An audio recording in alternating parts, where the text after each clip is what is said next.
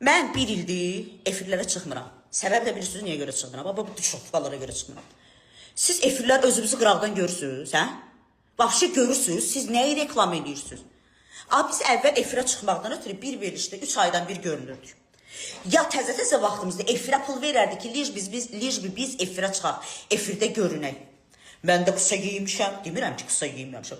Şortikdə giymişəm, belə də giymişəm, efirdə hamısı gözümüzün qabağında olur. Efirdə sinəm də açılıb, istəmədiyim hallarla rastlaşmışam, hamısı gözünün. Amma bu nə düşüfq olub da, nə olub? Dünən TikTokda biri bambını mahnı oxuyur, görməmiş kimi çıxardırsınız efirlərə, nə olub? Aparıcılar, hamınız səviyyəsizsiniz. Razısınız? Hə?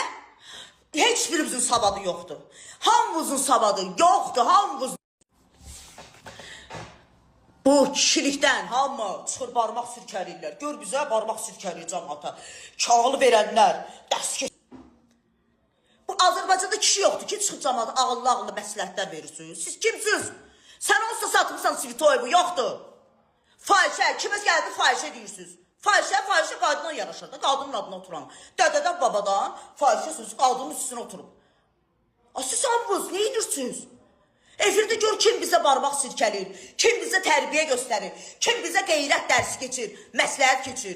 Aparıcılar siz nə gündəsiz, kanallar nə gündəsiz, nə düşofqasız, çuşqasız, hamınız çuşqasız, nə günə qalmışsınız. Bir özünüzü qıraqdan görün, pavyona oxşayırsınız. Sizin əlinizdən bir ildir efirə çıxmıram.